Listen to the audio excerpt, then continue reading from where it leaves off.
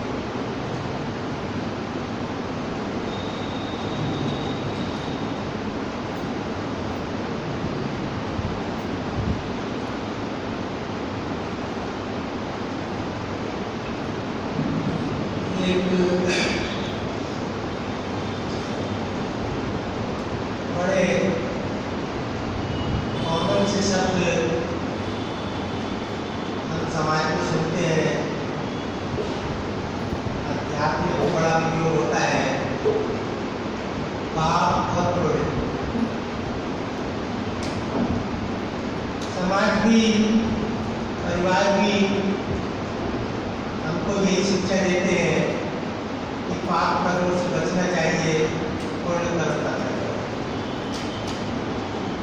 ईश्वर भक्ति के मार्ग पर चलते हैं तब भी हमको यही सिखाया जाता है कि पाप कर्मों से बचो, पुण्य कर्मों को जीवन में डालो। और जब पाप कर्मों की बात होती है तो हम सब जानते हैं कि पाप कर्म में झूठ बोलना, चोरी करना, मदिरा मांस का सेवन करना, अन्य नशीले पदार्थों का सेवन करना, रिश्वत लेना और अनेक प्रकार के पाप कर्म हैं जिनके बारे में हम सुनते हैं। और हम में से बहुत लोग जब अध्यात्म मार्ग पर चलते हैं, ईश्वर भक्ति के मार्ग पर चलते हैं, तो इन कर्मों से बचने का प्रयास है।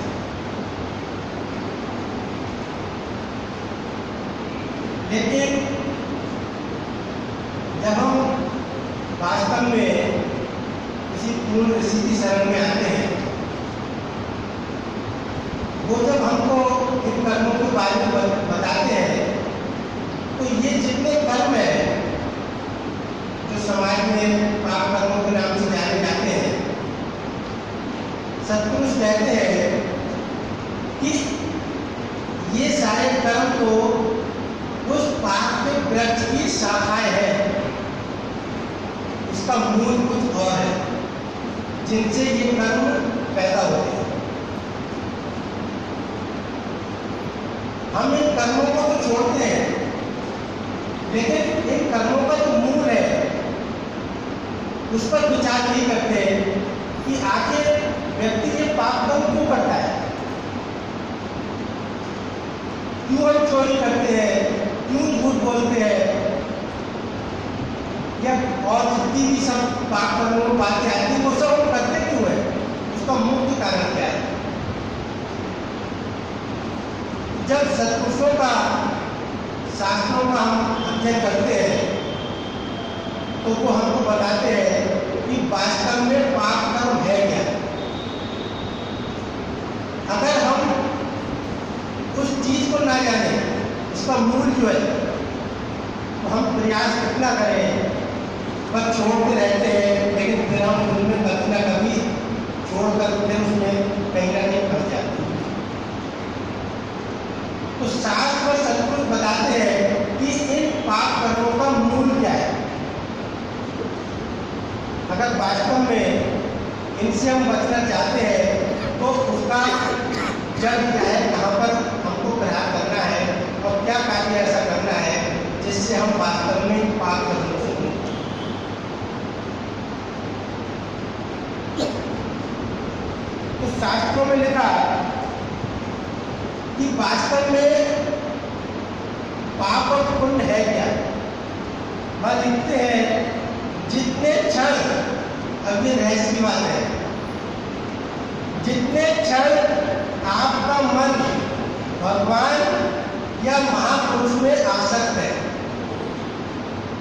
जितनी देर हमारा मन उस ईश्वर नाम का सिमरन कर रहा है, गुरु का चिंतन कर रहा है, जितने क्षण आपका मन भगवान या महापुरुष में आसक्त है, उतने क्षण आप पाप नहीं कर रहे हैं, शेष समय सब आप पाप ही कर रहे हैं। इतना भिन्न है। अब ये रहस्य बताया, केवल जिस समय हम ईश्वर का चिंतन कर रहे हैं, उसको याद कर रहे हैं, उसका सिमरन कर रहे हैं, ईश्वर का या गुरु का, क्योंकि गुरु भी ईश्वर ही है। गुरु साक्षात परम ब्रह्म तस्मै श्री गुरुवे नमः।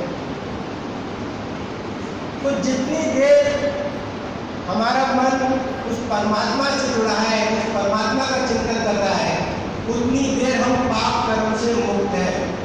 और उसके अलावा जितना हमारा कर्म है, जितना चिंतन है, उस प्रभु को छोड़कर वो कह रहे हैं वो सारा पाप नरक की श्रेणी में। कितना हमको लगेगा कि ये कितनी कठिन परिभाषा है। हम सारा दिन कर्मों में व्यस्त रहते हैं, ईश्वर नाम की सुनने की फुर्सत नहीं है, और हम बड़े करोड़ कर्म करते हैं। ये हमारे शास्त्र हमको बिल्कुल उल्टा बताया। अब इसका रहस्य क्या है? ये रहस्य तो योगी पूर्ण सतगुरु जी जानते हैं, जो ये मानते हैं। अब आप देखिए,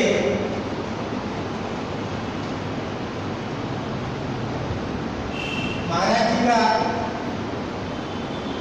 आप शास्त्र पढ़िए, वाणी पढ़िए, उसमें महाराज जी ने वाणी में ये लिखा कि सत्य विशाल पूर्ण चित्त भाग्य। सत्य विशाल मतलब ईश्वर को विशाल कर। जब ईश्वर को विशाल करेंगे, सत्पुरुष की वाणी, सत्य विशाल, ईश्वर को बुला दिया, पूर्ण चित्त भाग्य, और उसके बाद जितना बचा वो सब पूर्ण है।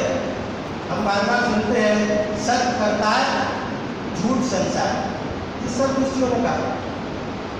उमा कहूँ मैं अनुभव अपना, सत्य हरि भजन जगत सब सपना। सब शास्त्र, सब ऋषि, सब गुरु एक ही बात कह रहे हैं कि केवल ईश्वर का नाम सत्य है, ईश्वर सत्य है, और बाकी सब असत्य है। तो यहाँ पर ये बात सिद्ध होती है कि जितनी देर में सत्य को याद करता हूँ, ईश्वर को याद करता हूँ, उतनी देर में पुण्य कर्म कर रहा हूँ, पाप से बचा हूँ। और जब ईश्वर का चिंतन खत्म हुआ तो इसका मतलब संसार का चिंतन शुरू हो गया। दोनों तो चिंतन है, या तो करतार का या संसार का। तो जब तक करतार का चिंतन चल रहा है तब तक सत्य है, और तब तक पूर्ण है, तब तक आप पाप से बचे हैं। और जहाँ असत का चिंतन शुरू हुआ, आप पाप कर्म से जुड़ गए। लेकिन हमको जो पता नहीं चलता, हम सारा जीवन असत का चिंतन करके ये कहते हैं नहीं मेरा जीवन बड़ा सुंदर है, मैं पाप कर्मों से बचा।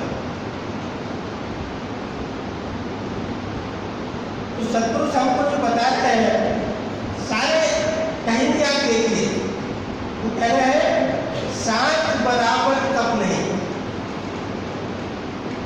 सत्य की बात हो रही है, उससे जुड़े रहने के बराबर तप नहीं है। उससे जुड़े रहने के लिए हमको निरंतर प्रयास करना है। अब बात ये आती है कि व्यक्ति रात दिन उससे कैसे जुड़ा है। बात यहाँ पर क्या आती है, सच बराबर तप नहीं, झूठ बराबर पाप। यहाँ पर लोग ये समझ लेते हैं खाली कि झूठ बोलना खाली, इससे मतलब इसका लगा लेते हैं कि सच बोलो और झूठ मत बोलो। लेकिन सच और झूठ को अलग बताया कि सच ईश्वर है और झूठ संसार है। जब सच से आदमी पिछड़ा तो झूठ से जुड़ गया और पाप से जुड़ गया। तो सच बराबर तप नहीं, झूठ बराबर पाप। जाके हृदय साच है, ताके हृदय आप। उसके हृदय में ईश्वर कैसे? ताके हृदय आप। ताके हृदय कैसे? कि कोई रोज हर समय निरंतर आपका चिंतन कर रहा है, आप उसके हृदय में, तब आप भूले। और जब हृदय से उसको भूल गए तो ताके हृदय आप कैसे हुए? ताके हृदय आप तो तब हुए जब आप उसके हृदय में बसो। अब बात ये आती है संसार के कर्म की, तो हम रात दिन संसार का कर्म करके भी परमात्मा से जुड़े रह सकते। बात ये है। अब होता क्या है कि संसार का कर्म हो रहा है, चिंतन ईश्वर का हो रहा है। तू करता, तू हरता, ये रात दिन चिंतन चल रहा है। इसका बहुत उदाहरण हम सुनते हैं कि बहुत बार सुनते हैं कि जैसे नई नवेली बहू अपनी ससुराल आती है शादी होकर, उसका पति सर्विस पे गया है या व्यापार कर रहा है, और वो घर में अपने सास की सेवा कर रही है, ससुर की सेवा कर रही है, जो घर के परिवार में नंद है, देवर है, उन सबकी सेवा कर रही है, बच्चों के लिए खाना सब काम कर रही है, लेकिन उसका मन निरंतर अपने पति पर पड़ा है। जैसे ही समय करीब आता है, 5 बजने वाले हैं, अब पति घर पर आते होंगे या व्यवसाय है तो वो व्यवसाय से घर, उसका मन अपने पति में पड़ा होता है, घर का सब कार्य कर रही है। तो यहाँ पर ये हमको सीखना है कि संसार का कर्म हम करते रहे, लेकिन याद परमात्मा की बनी निरंतर। हमको परमात्मा की याद कैसे बनी रह सकती है? बहुत बार हम सुनते हैं कि जिसके अंदर मेरा मन पड़ा है, जिसके अंदर प्राण पड़े हैं, तो कर्म कुछ भी हो याद उसकी आती रहे। कोई व्यापारी है, बिजनेसमैन है, बहुत व्यस्त रहता है और उसके बच्चों को बुखार आ गया। अब उसने डॉक्टर को भी दिखाया, सुबह उठ के उसका टेम्परेचर भी लिया, सब काम हुआ, दवा भी ली, और जब वो 10-11 बजे अपने व्यवसाय पर जाता है दुकान पर, तो दुकान खोल के जब बैठा और घर पे फोन करता है, हाँ भाई क्या हाल है इसका, पत्नी से पूछता है कैसा बुखार है, क्या खाने को दिया, दवाई दी, सब बात पूछता है। प्राण उसके घर पर पड़े। फिर ग्राहक मिलता है, जैसे ही 2 मिनट का समय मिला फिर उसको फोन करके पूछा। अब बज गए रात के 8 बजे दुकान बंद करने का समय। उसके बाद अगर घर पर बच्चा बीमार है और कोई कहे भैया थोड़ी देर खोल देना, तो कदापि नहीं खोले। नहीं भाई जरा मुझे घर पर आवश्यक काम है, दिक्कत है थोड़ी, मैं अभी बोल सकता कल आ रहा। तो जिसका मन ईश्वर में पड़ा है, वो कार्य दिन भर संसार में चल रहे हैं, लेकिन मन उसका ईश्वर में पड़ा है। और यदि वो ईश्वर को भूल गया, घर पर बच्चे को भूल गया जो बीमार है, तो कितना पैसा कमा रहे हैं? आदमी यही कह रहा है क्या तुम जो पैसे किसलिए कमा रहे हो? तुम्हें अपने परिवार का वक्त नहीं है, इस पैसों के साथ ले आओ। ये आदमी नहीं करने करेगा। तो ये सब जो सुना ये वास्तव में पाप है। अब आदमी विस्मृत कैसे होता है इससे? उस ईश्वर से विस्मृत कैसे होता है? जितना हमारे जीवन में कर्म चल रहा है, इस शरीर के द्वारा कर्म चल रहा है, हम परिवार की सेवा कर रहे हैं, जो भी कार्य कर रहे हैं, सब है तो उस परमात्मा की कृपा से शरीर से तो कार्य हो रहा है। अपना तो शरीर पर कोई बस नहीं है, ना फेफड़ों के लिए जो सांस चल रही है, ना मैं चला रहा हूँ फेफड़ों, ना जो हृदय से बराबर रक्त का प्रवाह चल रहा है, हृदय काम कर रहा है, उसको मैं नहीं चला रहा, कोई भी आपको मैं नहीं चला रहा। तो कोई चलाने वाला कौन है ये हम सब जानते हैं, ये उस परमात्मा की शक्ति से चल रहा है, वही चला रहा है, और हम उसी को भूल जाए। और हमसे बड़ा यही पाप है। अभी हमारे घर में बोले एसी लगा है, पंखा लगा है, बड़ी बड़ी इलेक्ट्रॉनिक डिवाइस लगी है, सब कुछ है, बोले घर पर बिजली कनेक्शन नहीं है। अगर वो कनेक्शन ना हो तो ये सब कुछ चीजें जो है मृत है। ऐसे ही ये शरीर कितना सुंदर हो, कितना बलवान हो, कितना अद्भुत देखने में लगे, यदि उस परमात्मा की शक्ति नहीं है तो वास्तव में ये शरीर मृत है। और जो इसको चला रहा है हम उसको भूल गए और संसार में बड़े बड़े कर्म कर रहे हैं। तो सचमुच कह रहे हैं यही सबसे बड़ा पाप है। और आज हम लोग की यही स्थिति है कि संसार में सब कुछ बहुत बिजी है, संसार को बड़ा इकट्ठा कर रहे हैं, लेकिन है क्या स्थिति कि ईश्वर के लिए फुर्सत नहीं है। जो सांस चला रहा है, जो शरीर को चला रहा है, जो आपके परिवार को चला रहा है, सब कुछ चला रहा है, उसके लिए फुर्सत नहीं है। तो संतों ने फिर एक और इसका लिखा, इसके लिए वह लिखा कि ये पाप दूर न होते, लेकिन ये भी स्पष्ट निर्णय दिया है, पाप कर्मों से दूर नहीं होते।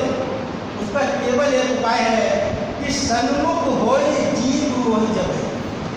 ऐसे हमने सुना ना कि जब ईश्वर की याद होती है उतनी देर पाप से बचा होता है बस। और ये आप अपने मन में गांठ बांध कर ले आएंगे। अगर ईश्वर चिंतन नहीं चल रहा है निरंतर, सतगुरु से कहते हैं कहता हूँ कह जात नहीं और बजाए ढोल, श्वासा खाली जाग है तीन लोग को। एक भी श्वास ऐसी ना जाए कि हमारे अंदर से ईश्वर का विस्मरण हो जाए। और हम कहाँ पर खड़े हैं? बनते हम ईश्वर पर। कहाँ पर खड़े हैं? इसलिए पाप कर्म से जीव कब बचता है? सन्मुख होई जीव होई जबई, जन्म कोटि यदि नाशई कबई।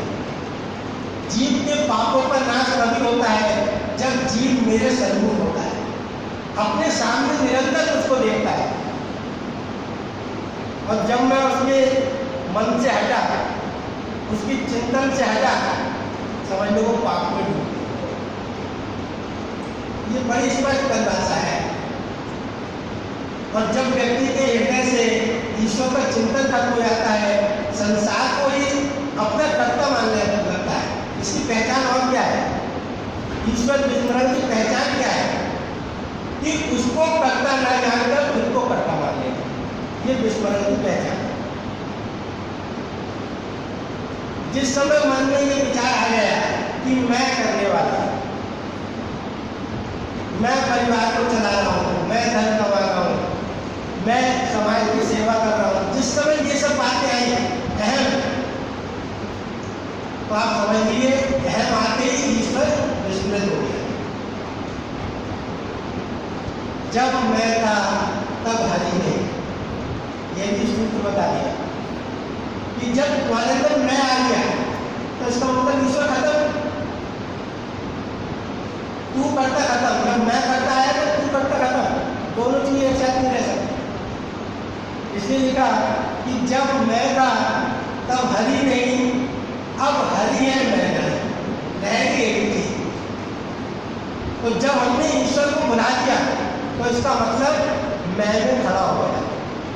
मैं में खड़े होने का मतलब अपने देह अभिमान में आ गया, और ये देह अभिमान ही सबसे बड़ा पाप है। और जितना हमारे जीवन का कर्म है जो हमारे देह अभिमान को बढ़ाने वाला है कि मैं देह हूँ, वो सारा कर्म पाप कर्म में शामिल होता है। ये परिभाषा समझते हैं। और जब ये देह अभिमान अति दृढ़ हो जाता है तो व्यक्ति हर समय मैं करता रहता है। जब ये अति दृढ़ हो जाता है और फिर इसका परिणाम क्या होता है? फिर इसका परिणाम ये होता है कि इतना रोग बढ़ जाता है इस अहंकार का कि ईश्वर को बिल्कुल एक साइड हो जाता है। तो उसके लिए लिखा कि पाप कितने बढ़ गए इस अहम का चिंतन करते करते कि तुलसी पूरब पाप थे हरि चर्चा न सुनाए। फिर पाप इस कदर बढ़ जाते हैं इस देह अभिमान के कारण, इस अहम का चिंतन करने के कारण कि उसको फिर हरि की चर्चा भी अच्छी नहीं लगती। हमें से सबको यही सिखाया गया है कि हमारा देह अभिमान इतना बढ़ गया और देह अभिमान होने के कारण पाप इतने बढ़ गए कि हमको सत्मार्ग की फुर्सत नहीं मिलती। ये क्या है? ये देह अभिमान का पाप को बढ़ा है। और पाप इतना निर्भर हो गया है कि हम जो शक्ति है जिसके कारण संसार और शरीर चल रहा है उसी के लिए कहते हैं उसको फुर्सत नहीं मिलती। इतना पाप गंभीर हो गया। तो लिखा कि तुलसी पूरब पाप थे हरि चर्चा न सुनाए, जैसे ज्वर के जोर से भूख विदा हो जाता है। किसी व्यक्ति को तीव्र ज्वर उसकी भूख खत्म हो जाती है। ऐसे ही हमारे जब संसार के पाप बढ़ जाते हैं, अहम बढ़ जाता है, देह अभिमान बढ़ जाता है, तो हमको ईश्वर मान के सब कुछ देह ही दिखाई देती है। देह बना रहे, स्वस्थ बना रहे, सुंदर बना रहे, देह से संबंधित परिवार बना रहे, बस यही भक्ति है, यही संसार है, यही जीवन। इसके आगे कोई सोच नहीं। तो फिर इसका केवल एक उपाय है। फिर बात को बार बार यही कि जितने तूने पूर्ण कर्म समझ रखे हैं, जितने संसार में धर्म मान रखे हैं, ये सब पाप है। केवल एक पुण्य है, बस एक धर्म है। वो क्या है? सर्वधर्मान परित्यज्य मामेकं शरणं व्रज अहं त्वा सर्व पापेभ्यो मोक्षयिष्यामि मा शुचः। सब पापों से दूर करने का बस एक उपाय है, जैसे कि गीता कह रही है। ये नहीं कह रही गीता कि तुम ये करो, ये सब करो, बचा कुछ नहीं। सर्वधर्मान परित्यज्य मामेकं शरणं व्रज, बस मुझको ही अपने शरण और सारा काम कर, और ये समझ कर सब प्रभु कर, मैं नहीं। प्रभु इन बच्चों का पालन पोषण कर रहे हैं। प्रभु मुझसे मेरा शरीर इस काबिल रखा है कि मैं इन बच्चों के लिए सेवा कर पा रहा हूँ। प्रभु ने शरीर इस काबिल रखा है कि मैं 2 पैसे कमा पा रहा हूँ। एक सेकंड में तो 4 लोग उठा के ले आते हैं, शरीर ऐसा हो जाता है। मैं इसके अधिकार की तरह कौन सा है? तो वास्तव में ना तो दास की इतनी सामर्थ्य है, ना इतना समय होता। अगर वास्तव में पाप कर्मों से बचना है तो केवल एक उपाय है कि निरंतर ईश्वर को सिमरन करते रहें। कैसे करते रहना? जैसे एक मछली जल में पड़ी रहती है, आप उसको जल से एक मिनट के लिए निकालो क्योंकि उसको शांति मिलेगी, तड़पने लगेगी। अब आप उसको कभी 24 घंटे तो जल में पड़ी रहती, आधे घंटे को बाहर आ जाओ तो उसका जीवन है। यही मनुष्य का स्थिति है। इसलिए गोस्वामी तुलसीदास जी ने लिखा कि तुलसी त्रिलोक तीनों लोक से दीन को राम नाम भीति गति जैसे जल की। केवल एक ही गति है तेरी, जैसे मछली के लिए जल है। इसलिए तू रात दिन केवल एक कर, तू प्रभु के नाम का चिंतन करता है। इसको भूलकर, यदि भूलकर 1 सेकंड भी विस्मृत हुआ तो समझ लो जैसे मछली को जल से निकाल दिया। तो पाप पर सबसे मछली की तड़पन हो जाएगी। इसलिए सत्पुरुष कहते हैं पाप की परिभाषा क्या है? जो कर्म आपके अंदर दुख पैदा कर दे, बेचैनी पैदा कर दे, अशांति पैदा कर दे, वो सारा पाप कर जाता है। हम सारे जीवन यही कमाते रहते हैं, जितनी आयु होगी। बहुत पूर्ण करे लेकिन न आज तक दुख दूर हुआ, न चिंता दूर हुई, न भय दूर हुआ, न शांति। तो लौट करके अगर वास्तव में हमको पाप कर्मों से बचना है तो संसार में कोई और उपाय है नहीं। और जब और उपाय है नहीं तो हम जितना कर्म कर रहे हैं वो अपने पाप इकट्ठे कर रहे हैं। तो उन पापों का फिर परिणाम क्या होगा, उसको भुगतने के लिए हमें तैयार रहना चाहिए। तो कबीरदास जी ने एक वो और लिखी अपनी साथी अंत में क्या लिखा? वो लिखते हैं कि पाप करे थे हरि मिले। उल्टी बात, पाप करे थे हरि मिले, पाप करे थे चैन। पाप करने से हरि प्राप्त हो जाएंगे और पाप करने से जीवन में चैन आ जाएगा। पाप करे थे हरि मिले, पाप करे थे चैन, और पाप करे थे सब सुख मिले, पाप करो दिन में। लोग बड़ा मुक्कर में कि महाराज दुनिया तो पाप करने को मना कर रही है, आप ये सिखा दो तो पाप करने से हरि मिल जाएंगे, पाप करने से चैन मिलेगा, पाप करने से सारे सुख मिल जाएंगे। इसका क्या है? तब उन्होंने कहा कि आपने इसको गलत पढ़ा। मैंने ये कहा है कि पाप पकड़े, प्रभु के चरण पकड़ लो। पाप मतलब चरण, चरण पकड़ने से पाप पकड़े। केवल एक उपाय है संसार में कि पाप पकड़े थे हरि मिले, और कोई साधना नहीं करनी है, बस हरि के चरण पकड़ लो, गुरु को समर्पित हो जाओ, बस और कोई उपाय नहीं। प्रभु के गुरु के के पाँव पकड़ लो और उससे तुमको हरि प्राप्त हो जाएंगे। और पाँव पकड़े के चैन, गुरु के पाँव पकड़ने से ही चैन मिलेगा। और पाँव पकड़े सब सुख मिले, गुरु के चरण पकड़ के ही सब सुख मिलेंगे। और पाँव पकड़े कह रहे पाँव पकड़ो दिन है, रात दिन केवल गुरु के चरण पकड़े रहो। बस यही संसार में मुक्ति का मार्ग है, यही संसार है। हम कम से कम ये बात समझे कि रात दिन अगर ईश्वर का विस्मरण हो रहा है तो केवल एक काम हो रहा है, जीवन में पापों की कमाई। इस बुढ़ापे में न रहे कि मैं बड़े अच्छे कर्म कर रहा हूँ, संसार में बड़ा सुख प्राप्त हो रहा हूँ, ये सुख नहीं है। ये सारे पाप इकट्ठे हो रहे हैं अगर प्रभु का विस्मरण चल रहा है। इन सारे पापों का क्या फल होगा? जब ये इकट्ठे इतने हो जाएंगे तो उनको हमको ही भोगना पड़ेगा।